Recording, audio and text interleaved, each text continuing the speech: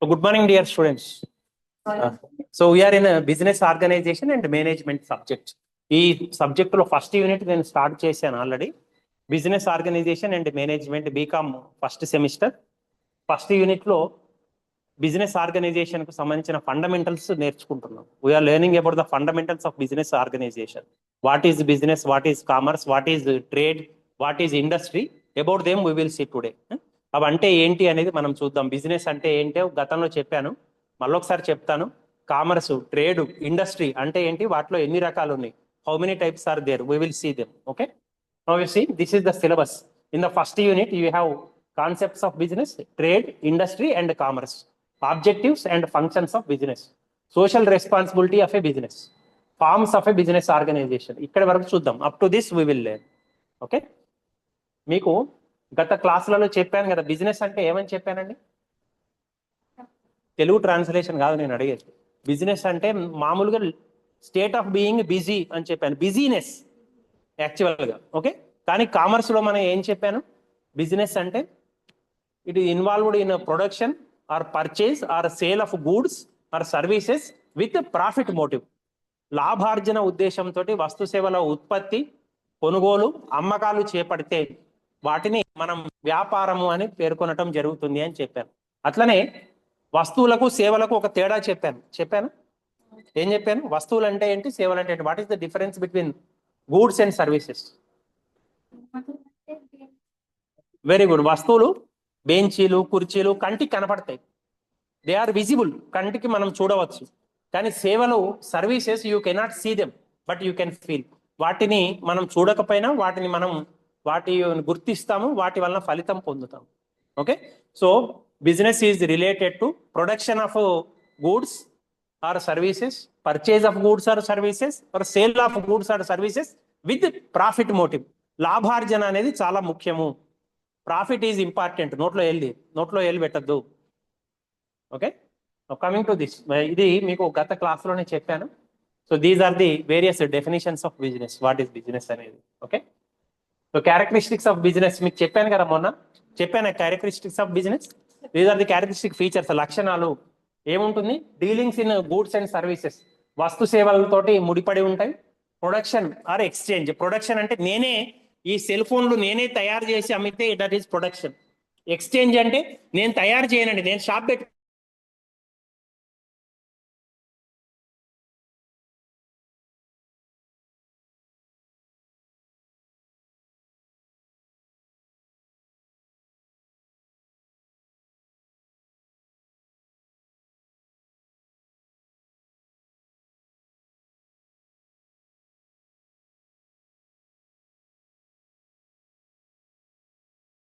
దీంతో, because there is no regularity, there is no continuity.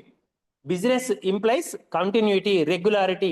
Regularly, frequently I should purchase, frequently I should sell, only then that is considered as business. Okay, then element of risk. Always in business risk is going to be there. What you mean by risk? అబ్బో చాలా బాగా risk sir అంటాం. ఏదైనా పని చేయడం అంటే కష్టమైతే అది బాగా రిస్క్ సార్ అంటాం. రిస్క్ అంటే ఏంటంటే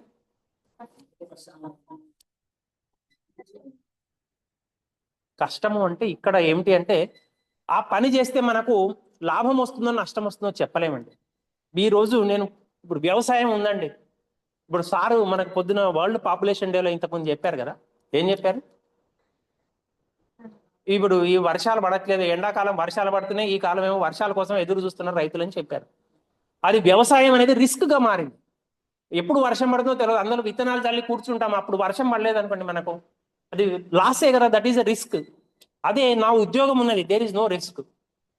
కంపల్సరీ జీతం వస్తుంది కదా నాకు, గవర్నమెంట్ లాస్లో ఉన్న అప్పైనా చేసి నాకు జీతం ఇస్తుంది, దాంట్లో రిస్క్ లేదు ఎంప్లాయ్మెంట్లో. కానీ బిజినెస్ లో రిస్క్ అనేది ఉంటుంది. అంటే ఒక రోజు లాభం రావచ్చు, ఒక రోజు నష్టం రావచ్చు. There is no guarantee of a profit, of a regular profit. That is the characteristic feature of business. ప్రతిరోజు లాభం వస్తుందని చెప్పలేం. మీకు 2020లో అప్పుడు మీరు ఎన్నో తరగతి, 7th 8th ఉన్నారు కదా, ఉన్నారా? అప్పుడు కరోనా వచ్చి 2 ఏళ్ళు ఎన్నో బిజినెస్ ఆర్గనైజేషన్స్ మూతపడ్డాయి, అవునా కదా? ఎంతో మంది కొన్న సరుకులు, రా మెటీరియల్ ఏదైతే ఉందో లేదా ఫినిష్డ్ ప్రొడక్ట్స్ ఏవైతే ఉన్నాయో అవి షాపులలోనే మురిగిపోయినాయి, పాడైపోయినాయి. అవంతా బిజినెస్ లాస్ అయింది. ఎన్నో బిజినెస్ ఆర్గనైజేషన్స్, చిన్న చిన్న ఆర్గనైజేషన్స్ మూతపడ్డాయి. వాళ్ళు ఉద్యోగాల కోసం వలసపోయినారు వేరే ప్రాంతాలకు. మీరు పేపర్లలో కూడా చూసే ఉంటారు. ఉద్యోగాలు లేక వలసపోయినారు, వేరే ప్రాంతాలకు పోయి కూలీలుగా మారారు. So there is always risk in business. Okay, in business you have two kinds of risks, known risk, unknown risk. Known risk అంటే ఏంటండి? మనము చూడండి, ఇక్కడ మీరు example losses due to fire accident కావచ్చు అండి. ఇక్కడ మనకు పక్కనే గోడౌన్ ఉంది కదా, కాలేజీ పక్కనే. సడన్ గా మనకు రాత్రికి రాత్రి ఫైర్ యాక్సిడెంట్ కావచ్చు కదా, గ్యారంటీ ఏమీ లేదు కదా. దాని నుంచి తప్పించుకోవడానికి మనం ఏం చేయొచ్చు అండి? Very good, very good, insurance చేయొచ్చు. అవునా కదా? మనము బండి తీసుకొని పోతున్నాం, కొత్త బండి ఉంటే పోలీసులు ఏమడుగుతారండి? హెల్మెట్, డ్రైవింగ్ లైసెన్స్, ఇన్సూరెన్స్ ఉందా అంట. ఇన్సూరెన్స్ లేకపోతే it is the problem for us. మనకు కంపల్సరీ ఇన్సూరెన్స్ కట్టే వరకు మనకు చాలానే వేస్తారు, ఫైన్ వేస్తారు. Is it correct or not? ఎందుకంటే కొంత నష్టాన్ని తగ్గించుకోవచ్చు, అది తెలుసు కాబట్టి. మనకు తెలియని వాటికి మనం ఏం చేయలేమండి. తెలియని అంటే ఏమిటి? Unknown risk. చూడండి, అన్నోన్ రిస్క్ అంటే ఈ రోజు ఉన్న ఫ్యాషన్ రేపు ఉండదండి. మీరు ఒక 20 ఏళ్ల క్రితం, 30 ఏళ్ల క్రితం సినిమాలు చూడండి. అప్పుడు హీరోలు వాళ్ళు వీళ్ళు బెల్ బాటమ్ ప్యాంట్స్ అని వేసేవాళ్ళు. బెల్ బాటమ్ ప్యాంట్స్ అంటే ఏంటి? 1 కిలోమీటర్ ఉంటాయి ఇవి, ఇక్కడ నుంచి ఇక్కడికి. వాళ్ళు డ్యాన్స్ చేస్తుంటే ఇక్కడ పెడితే కాలు ప్యాంటు చివరి అక్కడ దాకా ఊగుతుంటుంది.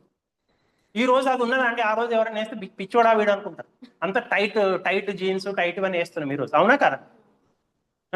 ఇంకా చెప్తే టోన్డ్ జీన్స్ వేస్తున్నారు. టోన్డ్ జీన్స్ అంటే బొక్కలు ఉంటాయి. ఒక 2-3 ఏళ్ల క్రితము నేను లెక్చరర్ పనిచేస్తున్నప్పుడు ఒక స్టూడెంట్ పాపం టోన్డ్ జీన్స్ వేస్తే నాకు తెలియదు, అప్పుడు ఫ్యాషన్ అప్పుడే వచ్చింది. అరే ఏంటి బాబు, డబ్బులు లేవా నీకు, చిన్న ప్యాంట్ వేసుకుంటున్నావు అని చెప్పి తీయబోయిన డబ్బులు. సార్ ఇది ఫ్యాషన్ సార్ అన్నాడు. That is change in fashions. దానివల్ల నష్టం అనేది మనకు తెలియదండి. That is unknown risk. Okay, so risk you can minimise it with the help of insurance. మనకు రకరకాల రిస్కులను మనం బీమా పాలసీ తీసుకోవడం ద్వారా తగ్గించుకోవచ్చు. కానీ అన్నోన్ రిస్క్ కు మనం ఏం చేయలేమండి. ఓకేనా? అన్నోన్ రిస్క్, మనము ఫ్యాషన్ మారింది అనుకోండి, డిమాండ్ తగ్గిపోతుంది ఆ వస్తువుకు.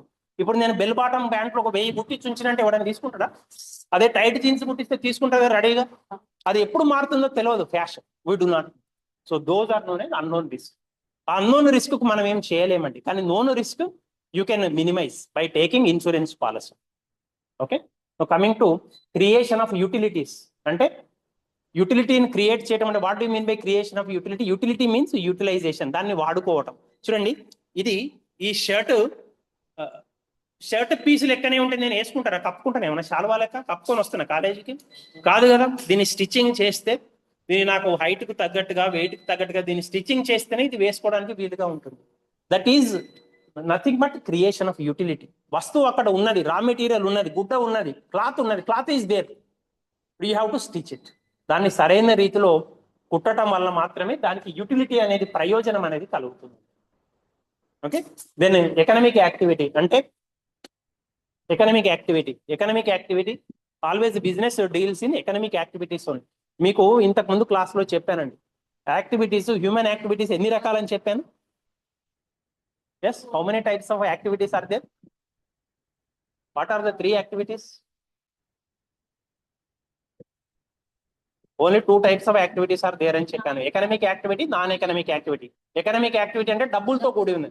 నాన్ ఎకనామిక్ అంటే చెప్పాను, మీ ఇంట్లో అమ్మ మీకు వంట వండి పెడుతుంది, మీరు డబ్బులు ఇస్తున్నారు ఏమన్నా? మీ నాన్న మీకు సాయం చేసి పెడుతున్నాడు, బజార్కి పోయి మీకు కావాల్సిన సంపాదన తీసుకొని వస్తున్నాడు, మీరు తినడానికి అవసరమైనది సంపాదించుకొని వస్తున్నాడు. Are you giving any money to your father? No, that is non economic activity. So business is always economic activity, డబ్బులతోటి కూడి ఉంటుంది. Business is a social institution. Social institution అంటే మీరు 10th క్లాస్ వరకు సోషల్ స్టడీస్ లో Aristotle ఒక quotation ఇచ్చారు, మీరు చదువుకొని ఉంటారు సోషల్ స్టడీస్. మానవుడు సంఘజీవి అనేది విన్నారా? Man is a social animal. ఎందుకంటే మనిషి ఈ ప్రపంచంలో మనుషులకు దూరంగా ఉండే వాళ్ళు ఇద్దరేనండి, మనుషులతో సంబంధం లేకుండా. వాడు పిచ్చోడన్నా అయి ఉండాలి, దేవుడన్నా అయి ఉండాలి అన్న. పిచ్చోడికి ఏం సంబంధం ఉండదండి. వాడు ఒంటి మీద మీరు చూస్తే గుడ్డలు కూడా సరిగ్గా ఉండవు, వాళ్ళు స్నానం కూడా సరిగ్గా చేయరు, పూర్తి పిచ్చోడైతే. వాడు ఇంట్లో వాళ్ళే స్నానం చేయిస్తారు, ఇంట్లో వాళ్ళే బట్టలు వేస్తారు. మెంటల్లీ రిటార్డెడ్, 100% మెంటల్లీ రిటార్డెడ్ ఉన్నారనుకోండి, వాళ్ళకి ఏం తెలియదండి, ఒంటి మీద గుడ్డలు ఉన్న విషయం కూడా తెలియదు. ఆమె కరెక్ట్ అన్నారు. మీరు టోటల్లీ పిచ్చి వాళ్ళ ఆసుపత్రికి కానీ, పిచ్చి వాళ్ళ ఉండే చోటుకు కానీ వెళ్ళండి, అనాథాశ్రమాల్లో వాళ్ళు ఉండే చోటుకి, వాళ్ళకి దే నో నథింగ్. కానీ మనము ఇక్కడ సమాజంలో ఉంటున్నాం కాబట్టి it is a social institution. Business is a social institution. అంటే ఖచ్చితంగా సమాజంలో ఉన్న వాళ్ళతోటి మనం పని చేయించుకుంటాము, సమాజంలో ఉన్న రిసోర్సెస్ ని మనం వాడుకుంటాం. ఇప్పుడు ఈ ప్రొజెక్టర్ ఉన్నది ఎక్కడి నుంచి వచ్చిందండి? సమాజం నుంచే వచ్చింది కదా. ఇది ఫిట్ చేయడానికి సమాజంలో ఉన్న వ్యక్తే వచ్చి ఫిట్ చేశాడు కదా. ఇప్పుడు నేను ఆన్ చేసి చూపిస్తున్నా అంటే నేను సమాజంలో ఉన్నానే కదా. So business compulsory is a part and parcel of society. సమాజంలో నుంచే ఇవన్నీ కూడా రావటం అనేది జరుగుతుంది. Then business must grow and expand. అంటే ఏంటండి? గ్రో అండ్ ఎక్స్పాండ్ అంటే ఇంకా దాన్ని పెంచడానికి ట్రై చేస్తారు. ఇప్పుడు చూడండి, ఫర్ ఎగ్జాంపుల్ మీరు ఖమ్మంలో పెద్ద పెద్ద షాపింగ్ మాల్స్ పోయినారా ఎప్పుడన్నా? What are the shopping malls that you visited? GV మాల్కి పోయినాం, వెరీ గుడ్. ఇంకా సౌత్ ఇండియా షాపింగ్ మాల్కి పోయినారు, చెన్నై షాపింగ్ మాల్కి పోయినారు, లేదా డిమార్ట్కి పోయినారా? బస్ స్టాండ్ దగ్గర ఉన్న డిమార్ట్, పాత బస్ స్టాండ్ దగ్గర ఉన్నది చూడండి. అవి ఖమ్మం ఒక్క చోటనే ఉన్నాయా? దేశవ్యాప్తంగా ఇంకా చాలా చోట్ల ఉన్నాయా? చాలా చోట్ల ఉన్నాయి. హైదరాబాదు, వరంగల్, విజయవాడ, ఇక్కడ రకరకాల చోట్ల మీరు వాటిని గమనించవచ్చు. So that is nothing but expansion. Expansion అంటే బిజినెస్ ఏం చేస్తుందంటే ఉన్న చోటనే సంతృప్తి పడరండి బిజినెస్ మ్యాన్. ఒక చోట లాభం వచ్చింది అనుకోండి, ఏం చేస్తాడు? ఇంకా వేరే చోట కూడా ఎస్టాబ్లిష్ చేస్తే లాభం ఇంకా పెరుగుతుంది నా సంపద అని అనుకుంటా. ఓకేనా? So always what business organisation will try is they will try to grow and expand. They will try to expand with so many branches. మనకున్న ఒక్క బ్రాంచ్ తోటే, ఒక్క ఏరియా తోటే కాదు, ఇంకా పెంచుకొని మన యొక్క ఆదాయాన్ని, మన యొక్క లాభాన్ని విస్తరించే ప్రయత్నం చేస్తాం. So these are the characteristic features of business. Business అంటే అవన్నీ ఉంటేనే బిజినెస్ అనటం అనేది జరుగుతుంది. But main and important thing in business is profit motive. ఎవరైనా సరే లాభార్జన ధ్యేయంతో బిజినెస్ అనేది స్టార్ట్ చేయడం అనేది జరుగుతుంది. Nobody will start with an intention to incur loss. ఎవరికి కూడా లాస్ రావాలని ఉండదండి business. Did you understand? These are the features of business organization. Objectives of business. Objective అంటే లక్ష్యం. It is aim, it main purpose of business organization. So these are the 3 main purposes of business organization. Economic objectives. Economic అంటే they are related to finance. డబ్బులకు సంబంధించి ఎటువంటి objectives ఉన్నాయి చూడండి. Adequate profits అంటే లాభార్జన, డబ్బులు రావాలి, లాభం రావాలి. That is main objective, main motto of any business organisation. ఈ కాలేజీ బిజినెస్ ఆర్గనైజేషన్ అండి. Is it doing business? Our college is no, it is service organization. మీరు ఇక్కడ నుంచి ఒకసారి ప్రైవేట్ స్కూళ్ళలో చూడండి, ఎల్కేజీ యూకేజీ కట్టేంత ఫీజు కూడా మీరు కట్టట్లేదండి. 3 ఏళ్ళు కలిపి కూడా. మీరు బుక్స్కి అయితేనేమి, ఎగ్జామినేషన్ ఫీజుకి అయితేనేమి, లేదా స్కాలర్షిప్ రాని వాళ్ళు కాలేజీ ఫీజు కట్టినా కానీ ఒక ఎల్కేజీ యూకేజీ నర్సరీ స్థాయిలో ఉన్న స్టూడెంట్ కంటే కూడా మీరు ఎక్కువ 1 రూపాయి కూడా కట్టట్లేదు. వాళ్ళు కట్టే దాంట్లో సగం కూడా కట్టరండి మీరు 3 ఇయర్స్ కలిపి కూడా. Because we are not doing the business. But business organizations, what they will do?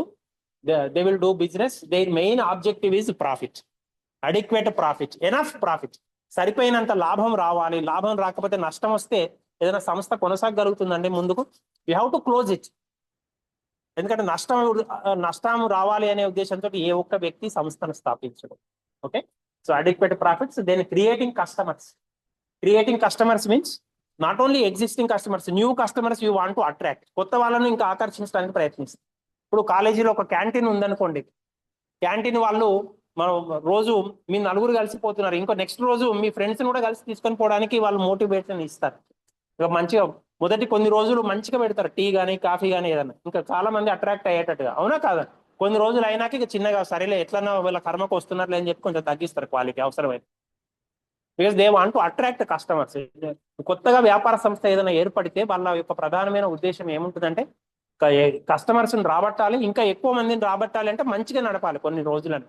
తర్వాత ఇక కల్తీ చేయడం, నీళ్ళ టీ పెట్టడం, నీళ్ళ కాఫీలు పెట్టడం అనేది చేస్తుంది. That is different.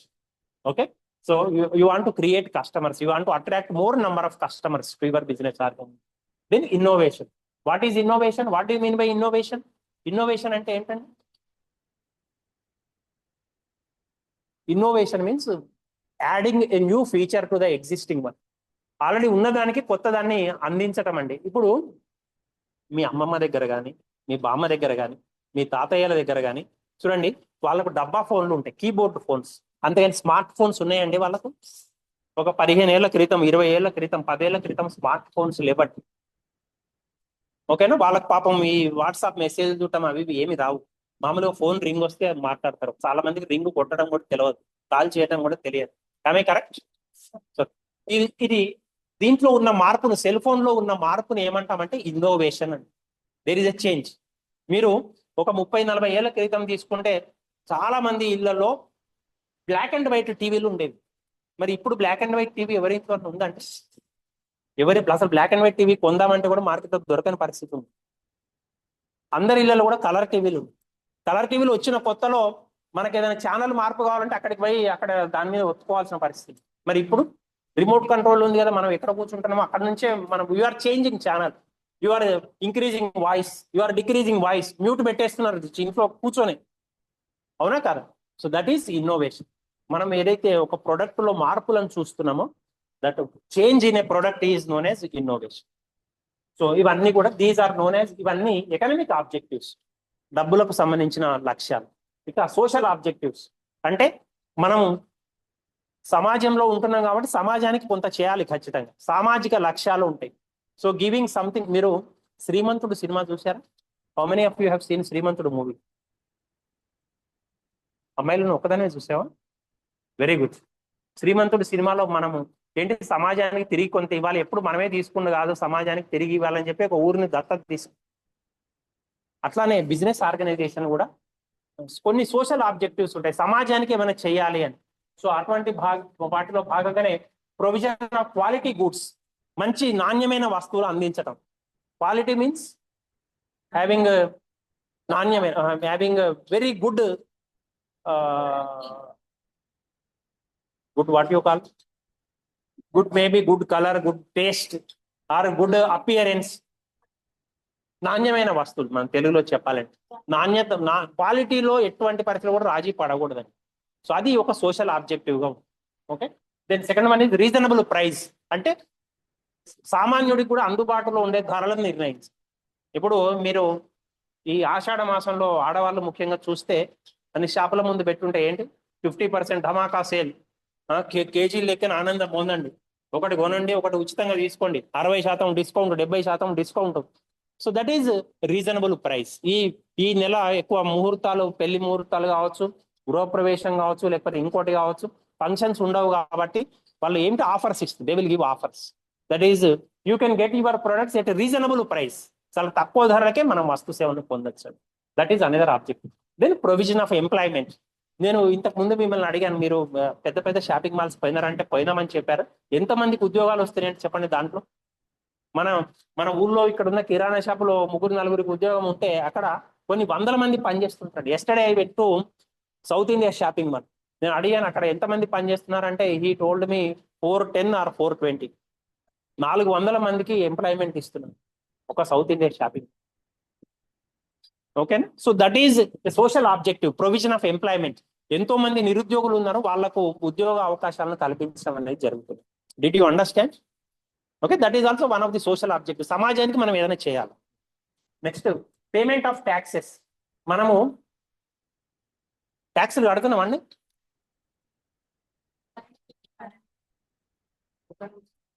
ఎట్లా? How you are paying taxes? Very good. All of us are paying taxes. గుర్తుపెట్టుకోండి, మనం అందరం పన్ను కడుతున్నామండి. ఇప్పుడు ఈ అమ్మాయి నోట్స్ కొన్నదండి, ఎంత పెట్టుకున్నాం? 20 రూపీస్. ఇందులో జిఎస్టీ కూడా ఉంది కదండి, గూడ్స్ అండ్ సర్వీసెస్ ట్యాక్స్ ఉన్నది కదా, అది ఉంటుంది. మనకు తెలియకుండానే కడతాం.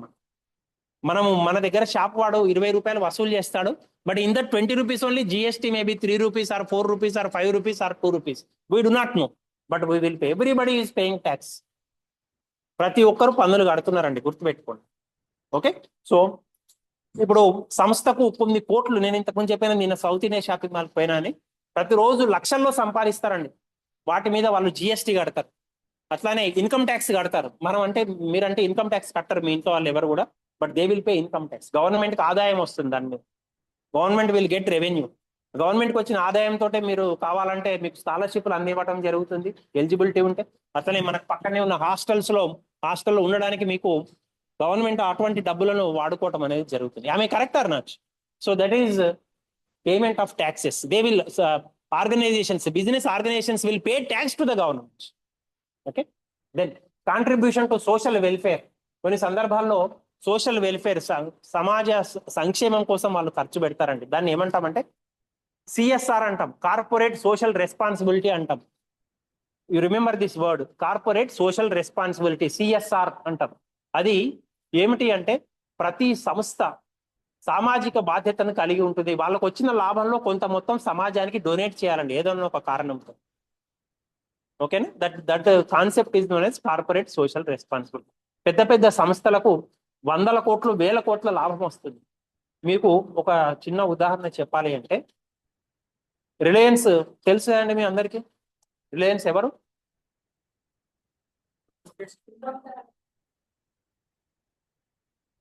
Ambani. Ambani is there. See Mukesh Ambani వాళ్ళ అబ్బాయి సొంతంగా ఒక అడవి స్థాపించాడు, తెలుసా అండి మీకు?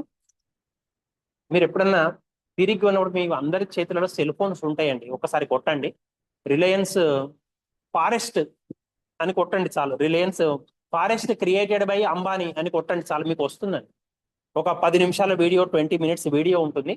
దాదాపు ఒక 200-300 ఎకరాలు తీసుకొని ప్రపంచంలోనే పెద్ద ఒక జంతువులను ప్రొటెక్ట్ చేసే ఏరియాను ఏర్పాటు చేశారండి. అక్కడ గాయపడిన జంతువులకు ఉచితంగా చికిత్స అందిస్తారు. నోట్లో పెంది గాయపడిన జంతువులు కావచ్చు, లేకపోతే పాపం ఎండేంజర్డ్ స్పీసీస్ అంటాం, అంటే అవి పాపం వాటి ఉనికి అనేది ఉండదు, ఇక కొన్ని ఏళ్ళు అయిపోతే అవి అంతరించిపోతాయి. అలాంటి వాటిని తెచ్చి అక్కడ పెంచి వాటిని జాగ్రత్తగా మళ్ళీ అడవులలో వదులుతుంది. మీరు ఒకసారి నెట్లో కొట్టి చూడండి, యూట్యూబ్ లో వీడియో ఉన్నది. మన ప్రైమ్ మినిస్టర్ నరేంద్ర మోడీ గారు కూడా దాన్ని విజిట్ చేసి ఈ మధ్య కాలం. మీరు కొట్టండి జస్ట్ ఫారెస్ట్ క్రియేటెడ్ బై, దానికి పేరు కూడా I have forgotten it, but after the class is over you check in YouTube, ఒకసారి కొట్టి చూడండి. సో అవంటే ఏంటి అంటే they are nothing but contribution to social welfare, that is corporate social రెస్పాన్సిబిలిటీలో భాగంగా అవి చేయడం అనేది జరుగుతుంది. ఓకే, నెక్స్ట్ హ్యూమన్ ఆబ్జెక్టివ్స్ చూడండి. హ్యూమన్ ఆబ్జెక్టివ్స్ లో ఏమంటే ఫెయిర్ వేజెస్, అంటే ఎంత కష్టం మనకు అందిస్తున్నారో వాళ్ళకి తగినట్టుగా జీతాలు, వేతనాలు అందివ్వటం అనేది జరగాలి. అంటే శ్రమ దోపిడీ అనేది ఉండకూడదు. ఎంతో కష్టపడితే మన దగ్గర ఉన్న పని చేసే వాళ్ళు ఎంతో కష్టపడితే మనకు ఒక వస్తువు తయారవుతుంది, మరి దాన్ని అమ్మితేనే మనకు లాభం అనేది వస్తుంది. ఇప్పుడు ఈ సెల్ ఫోన్ నేను 16,000 పెట్టి 16,000 I page to purchase this cell phone. ఈ తయారు చేయడానికి వాళ్ళకి 10,000 అయింది అనుకోండి, అందులో లాభం ఎంత వచ్చిందండి? 5,000 వచ్చినట్టే కదా. వాళ్ళు తయారు చేయడానికి 10,000, I paid 16,000, 6,000 profit the organisation got. ఈ ప్రాఫిట్ ని వాళ్ళ దగ్గర ఏదైతే పని చేస్తున్నారో శ్రామికులు వాళ్ళకు కూడా భాగంగా ఇచ్చి వాళ్ళకి ప్రతి సంవత్సరం జీతాలు పెంచడం. వాళ్ళు ఎంత వరకు కష్టపడారో 8 గంటలు అయితే 8 గంటలు, 10 గంటలు అయితే 10 గంటలు, ఓవర్ టైం చేస్తే over time. You have to pay according to the work given by the employees. ఎవరైతే పని చేస్తున్నారో వాళ్ళకి తగినట్టుగా వాళ్ళకి వేతనాలు అనేది చెల్లించడం జరగాలి. That is fair wage. Then good working conditions, మంచి కండిషన్స్ అనేవి ఏర్పాటు చేయాలి. మంచి కండిషన్స్ అంటే ఇప్పుడు చూడండి, మీకు ఇక్కడ క్లాస్ అని పిలిచి నేను కూర్చోబెట్టినప్పుడు కరెంట్ పోతే అందరి మొహాలు కొంచెం డల్ అయింది. అయ్యో గాలి బంద్ అయింది, గాలి రావట్లేదు, సార్ ఏమో మొత్తం క్లోజ్డ్ రూమ్ లో కూర్చోబెట్టాడు అన్నట్టుగా ఫీల్ అయినారు. మళ్ళీ గాలి వచ్చితే కొంచెం మొహాలు మంచిగా అయినా, రిలాక్స్ అయినాయా?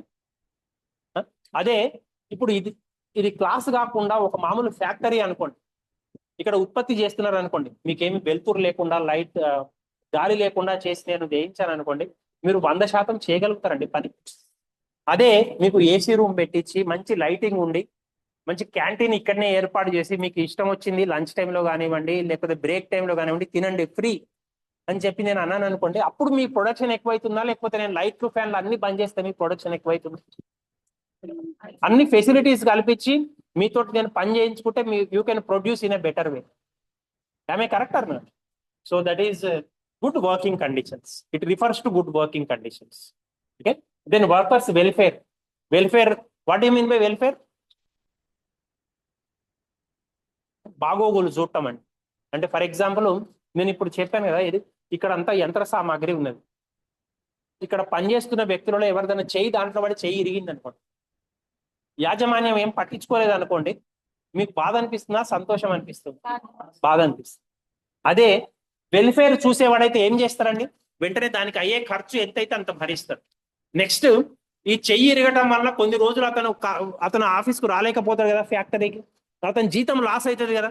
ఆ లాస్ను కూడా యాజమాన్యం భర్తీ చేసింది అనుకోండి, నీకు 2 నెలలు నేను ఫ్రీగా ఇంట్లో ఉన్నా సరే నీకు జీతంతో కూడిన సెలవు ఇస్తున్నా పో అని చెప్తే ఎంత సంతోషపడతారండి ఆ employee. So that is taking care of the workers. Welfare, శ్రమ, వాళ్ళ యొక్క శ్రమను గుర్తించి వెల్ఫేర్ అంటే సంక్షేమము. So taking care of the employees. So whatever the work that is given by the employees, organization will have to take care of, will have to look after their welfare, will have to take care of their health, take care of all their sufferings. వాళ్ళ యొక్క కష్ట నష్టాలను గమనించి వాళ్ళకి అవసరమైనప్పుడు తగిన చేయూతను అందించడం workers welfare. Okay, then self development of workers అంటే చూడండి, నేను ఇక్కడికి గవర్నమెంట్ ఉద్యోగం వచ్చింది నాకు ఎప్పుడు అంటే in 2008 I got government job. 2008లో నాకు ఉద్యోగం వచ్చిందండి, 17 ఏళ్ల క్రితం. అప్పుడు please believe me, I do not have mail account also. నాకు మెయిల్ అకౌంట్ కూడా లేదండి. ఇప్పటికే మీ అందరికీ మెయిల్స్ ఉన్నాయి నాకు తెలుసు. మెయిల్ లేని వాళ్ళు ఎవరు లేరండి. ఉన్నారా ఎవరన్నా ఉంటే చాలా కొద్ది మంది మాత్రమే ఉంటారు, కానీ మెయిల్ అకౌంట్ లేదు. అసలు నాకు కంప్యూటర్ వాడటమే తెలియదండి. 2008లో తెలియదు అసలు. 2011లో నేను 2008లో నేను జూనియర్ కాలేజీలో పనిచేసాను ఫస్ట్ డే. 2011 చివరిలో డిసెంబర్లో డిగ్రీ కాలేజీకి వచ్చాను. అప్పటికి 2011 స్టార్టింగ్ లో నాకు మెయిల్ వచ్చింది. మెయిల్ ఐడి క్రియేట్ చేసుకోవడం ఒకసారి చేసి పెట్టాడు. ఇక ఈ పవర్ పాయింట్ ప్రజెంటేషన్లు చేయటం అదంతా కూడా నేను 2013, 2014 అప్పుడు నేర్చుకున్న. అప్పటిదాకా నాకు తెలియదండి. ఇది తెలవాలి. ఇది ఎట్లా అంటే టెక్నాలజీ మారుతున్నది కదా. ఇప్పుడు నేను మారకపోతే నేను చెప్పే క్లాసు చాక్ పీస్ తోటి బోర్డు మీద రాస్తే అట్రాక్టివ్గా ఉంటుందా, ఇట్లా చూపించుకుంటూ చెప్తే అట్రాక్టివ్గా ఉంటుందా, ఇట్లా ఈజీగా ఉంటుందా, బోర్డు మీద చెప్పి నేను రాసి తుడుపుతుంటే ఆ దుమ్ము వచ్చి మీ మీద పడుతుంటే, మొహాల మీద మీరు పౌడర్ రాసుకోకపోయినా అది పడుతుంటే మంచిగా ఉంటుందా? Is it good or that is good? Chalk piece is good, this is good. మీకు కలర్ఫుల్ గా ఈజీగా అర్థమవుతుందండి. నేను ఒక బొమ్మలు చూపిస్తానని మీకు అర్థమవుతుంది. చూడండి, మరి నేను అప్డేట్ కావాలంటే నాకు ఏం చేయాలండి? ఆర్గనైజేషన్ ట్రైనింగ్ ఇవ్వాలి నాకు అప్పుడప్పుడు. నేను రకరకాల ట్రైనింగ్లకు పోయి వచ్చాను. పవర్ పాయింట్ ప్రెజెంటేషన్ ఎట్లా ఇవ్వాలి, ఈ ప్రెజెంటేషన్ ఎట్లా చేయాలి. అట్లానే నేను ఇప్పుడు ఏం చేశానండి మీకు తెలుసా? ఇట్లా ఎట్లా రికార్డ్ చేస్తున్నాను నేను క్లాసు. దీంట్లో వాయిస్ నేను రికార్డ్ చేస్తున్నా. ఎట్లా రికార్డ్ చేస్తున్నా? దేని సహాయంతో రికార్డ్ చేస్తున్నా? నేను ఏం చేశానో తెలుసా? మీరు రాకముందే నేను జూమ్ మీటింగ్ అరేంజ్ చేసి సెల్ నుంచి లాగిన్ అయినా క్లాస్కి. అట్లానే దాంట్లో సిస్టమ్ నుంచి కూడా లాగిన్ అయినా. అక్కడ రికార్డ్ చేస్తున్నాను. నేను వాయిస్ ఇక్కడ ఉపయోగించుకుంటున్నాను. అక్కడ నాకు ఈ మౌత్ పీస్ లేదు కదా మాట్లాడడానికి, అందుకే దీన్ని మౌత్ పీస్ లెక్క వాడుకుంటున్నా. అందుకని ఇది పెట్టుకున్నాను. దీని నుంచి వాయిస్ వస్తుంది, దాని నుంచి స్క్రీన్ వస్తుంది. ఆ టెక్నాలజీకి నేను ఎట్లా నేర్చుకున్నాను? Because of training. నాకు ఇచ్చిన ట్రైనింగ్ కావచ్చు. నేను కొన్నిటికి ఇక ట్రైనింగ్ అవసరం లేదండి. ఇప్పుడు మీ ఇంట్లో మీ అక్క పిల్లలు కానీ మీ అన్నయ్య పిల్లలు కానివ్వండి, చూడండి, మీకు సెల్ ఫోన్ వాడటం, స్మార్ట్ ఫోన్ వాడటం ఎప్పుడో 15 ఏళ్ళకి 16 ఏళ్ళకి వచ్చింది. వాళ్ళకు సంవత్సరం 2 ఏళ్ళకే వస్తున్నాయి. అవునా? వాళ్ళకి ఎవరైనా చెప్పారండి ఇది కొట్టాలా ఇది నొక్కాలని? వాళ్ళు ఆటోమేటిక్ గా అది ఉంటేనే తిట్టాడు వాడు అన్నం, లేకుంటే తిండి బంద్ చేస్తారు. అవునా కదా? సో అది, కానీ మనకు ఏమిటి అంటే ఒక వయసు వచ్చినాక అంత యాక్టివ్గా మనం కొత్త దాన్ని నేర్చుకోలేము. You have to get a training from the others. ఎవరైనా వచ్చిన వాళ్ళతో శిక్షణ తీసుకోవాల్సిన అవసరం. మీకు కొన్ని బేసిక్స్ తెలిస్తే మీ అంతటా మీరే నెక్స్ట్ లెవెల్కి నేర్చుకుంటుంటారు. సో ఆ విధమైన కండిషన్స్, అట్లా self development of workers. Organisations should see to it that workers will go for self development. వాళ్ళకు అవసరమైన పరిస్థితులను, శిక్షణను కల్పించాలి. Okay, next job satisfaction. Job satisfaction ఎప్పుడు ఉంటుందండి? ఇప్పుడు నాకు టీచర్గా నాకు ఎప్పుడు ఉంటుందండి జాబ్ సాటిస్ఫాక్షన్? శాలరీ వస్తే ఉంటుంది, అంతేనా? అంటే మీరు స్టూడెంట్స్, మీరు నమ్మండి నమ్మకపోండి, now 12 students are there in this class. మీ మొహాలు చూడంగానే మీ 12 మంది అసలు నా క్లాస్ వింటున్నారో లేదో నాకు అర్థమవుతుంది. First point. సెకండ్ పాయింట్, ఈ 12 మంది విన్న వాళ్ళకు ఎంతవరకు నేను చెప్పింది అవగాహన వచ్చింది అనేది నాకు అర్థమవుతుంది. మీ మొహం చూడంగానే అర్థమైపోతుంది.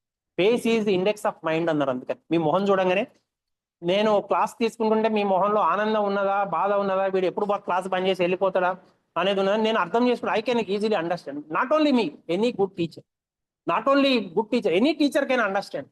టీచర్ వరకే అవసరం లేదు. మీరు ఇక్కడికి వచ్చి అందరి మొహాలు చూస్తే ఆటోమేటిక్ గా మీరు మీ ఫ్రెండ్స్ యొక్క మొహాలు చూసి మీరు మాట్లాడడాన్ని ఎంతమంది ఇష్టపడుతున్నారు, ఎంతమంది ఇష్టపడటం లేదనేది you can easily understand.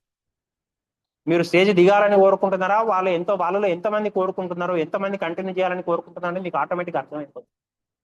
Okay, so ఇప్పుడు నాకు జాబ్ సాటిస్ఫాక్షన్ ఎప్పుడు ఉంటుంది అంటే, మనకున్న క్లాసులో 32 మంది 33 మంది ఉంటే only 12 members are there, means 1/3, 30% are there. 30% students are there in this class.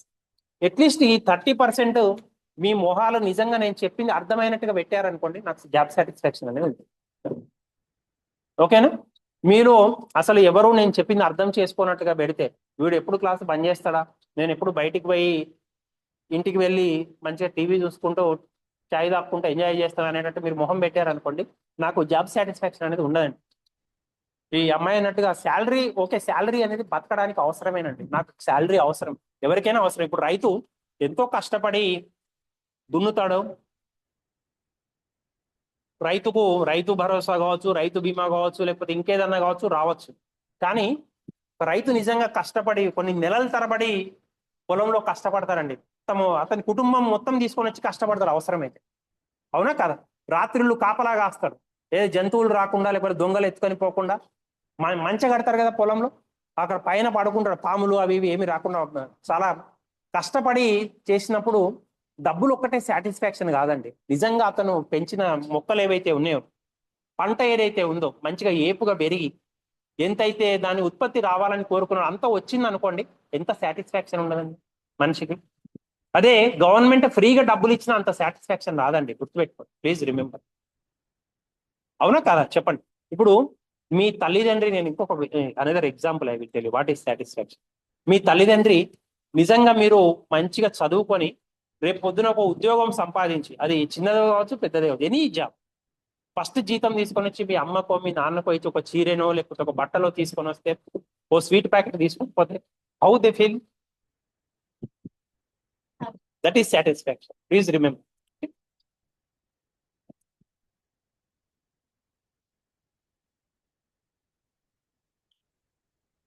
Then remaining we will see in next class. Okay, right, thank you.